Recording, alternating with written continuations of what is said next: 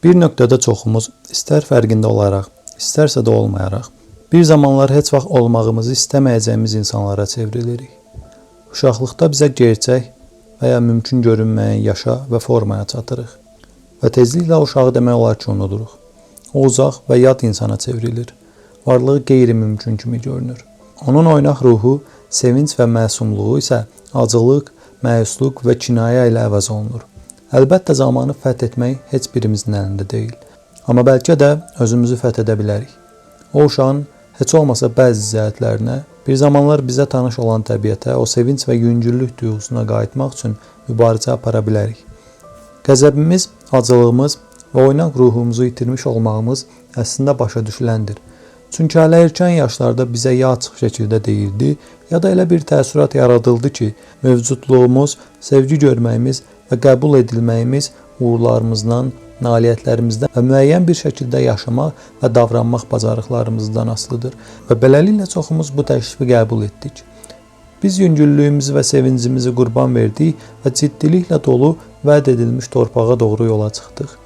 Yol boyu biz öz yollarında irəliləyən saysız-hesabsız insanlarla qarşılaşdıq.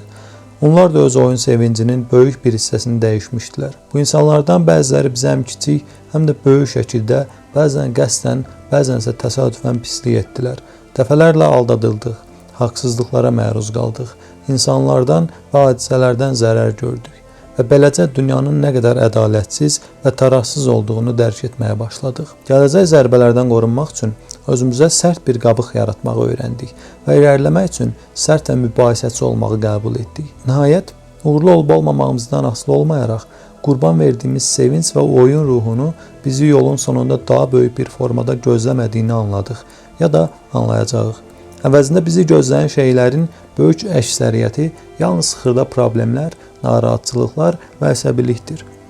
Əlbəttə ki, bu yolda məqsəd, qürur və nailiyyət üçün də yerlər var.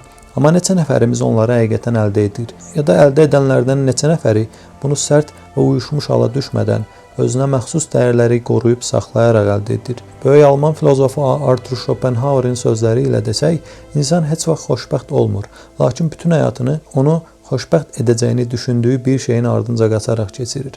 Çox nadir hallarda məqsədinə çatır və çatanda isə yalnız məyusluq hiss edir. Nəticədə o, əsasən həyatın dalğaları arasında itib batır və limana çatanda artıq yelkəni və dirəkləri qırılmış olur. O zaman xoşbəxt olub olmaması da artıq fərq etmir. Çünki onun həyatı həmişə yox olub gedən, keçici bir andan başqa bir şey olmayıb. İndi isə hər şey bitib. Qəzəbimizin, acıqlığımızın, kinayəmizin və itkin düşmüş həyat eşqimizin səbəbi təkcə həyat şəraitimiz deyil. Daha çox bu həyatımızı necə qavradığımız, gözləntilərimiz və istəklərimizlə bağlıdır. Çox vaxt qəzəbimiz və acılığımız qəribə və paradoksal bir yerdən qaynaqlanır.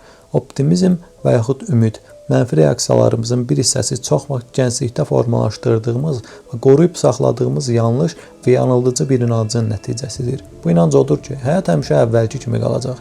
Həmişə yüngül və ay gün şarlarının heliumu ilə dolu olacaq. O qorxunc böyüklər yanılırdılar. Biz heç vaxt və heç bir halda qatarda yanımızda oturan o qəmgin qoca kişi olmayacaq. Yüksək səslə gülüşümüzə istehza ilə baxan o adam kimi, ya da avtobusda əyləncəli hərəkətlərimizə görə deyinən o qadın kimi. Sonra isə hər şey dəyişməyə başladı.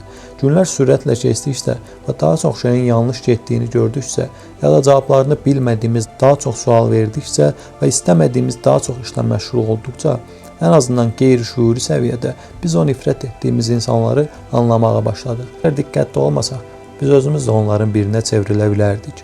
Çünki yaşın, zamanın və yetkinlik həyatının təkrarlanan darıxdırıcılığının zərbəsi bizə vurulduqda, əgər hazır olmasaq, onu bloklaya, ondan qaça, yaxud ona dözə bilməsək, bu bizi tamamilə yıxa bilər.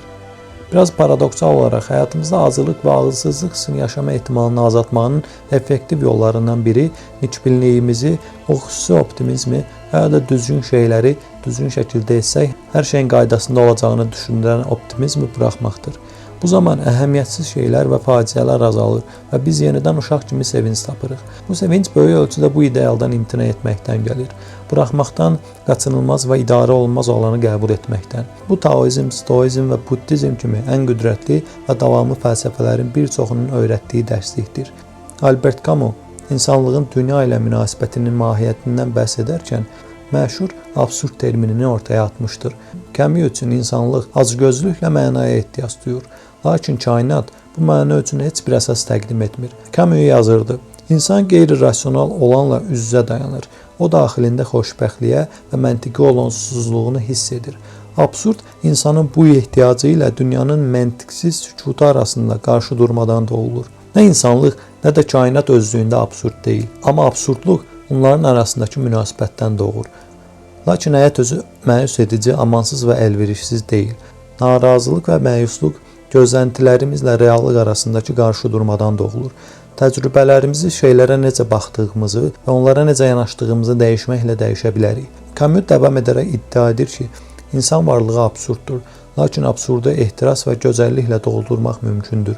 Əgər biz onu bu şəkildə görməyi seçsək, adi olan güclü və gözəl ola bilər. Mən hər keçən gün şeylərdə lazım olan gözəlliyi görməyi daha çox öyrənmək istəyirəm. O zaman gözəllik yaradanlardan biri olacağam. Mən çirkinliklə mübarizə aparmaq istəmirəm. Mən iddiam etmək istəmirəm. Mən hətta iddiam edənləri də iddiam etmək istəmirəm. Baxmamaq mənim yeganə inkarım olacaq və ümumilikdə bir gün yalnız bəli deyən biri olmağı arzulayıram. Filosof Friedrich Nietzsche belə yazırdı və davam edirdi. Əlbəttə, dünyaya qarşı mənfi reaksiyaların, qəzəb, məyusluq, hətta acılıq və kinlilik kimi hisslərin həmişə pis olmadığını qeyd etmək və anlamaq eyni dərəcədə vacibdir. Bunlar yalnız başa düşülən deyil, həm də bəzən məntiqli və sağlam ola bilər. Biz səhv etdiyimiz və qarşısını ala bilmədiyimiz hallar baş verdikcə narahat olmalıyıq. Kimsə sərhədlərimizi keçəndə və ya bizi sui-istifadə etməyə çalışanda üsyankar və iddialı olmalıyıq. Şeylərə və insanlara diqqətli və şübhəci yanaşmalıyıq. Və əlbəttə həyatımızın məsuliyyətlərini ciddi şəkildə qəbul etməliyik. Məqsədlərimiz və arzu olunan hədəflərimiz olmalıdır. Biz tam naqeydliklə əl çəkməməliyik. Əksinə, nəzarətimizi bir qədər boşaltmalı və ya bəlkə daha yaxşısı, tutunduğumuz şeyin mənasını yenidən nəzərdən keçirməliyik. Nəhayət, hamımız unudulmuşluğa düşürük, tutunduğumuz hər şeylə birlikdə. Buna görə də heç vaxt olmaq istəmədiyimiz insan olmağa məcbur deyilik. Anlayırıq ki, hər şey qarışıq, çətin, faciəli və yorucudur. Amma buna baxmayaraq, hələ də sevinç və oyunçuluq hissini yaşaya bilərik. Hələ də hər şeyə təzə, maraqlı və həyəcanlı gözlərlə baxa bilərik və hər şeyin absurd və idarə olunmaz təbiətini qəbul edə bilərik.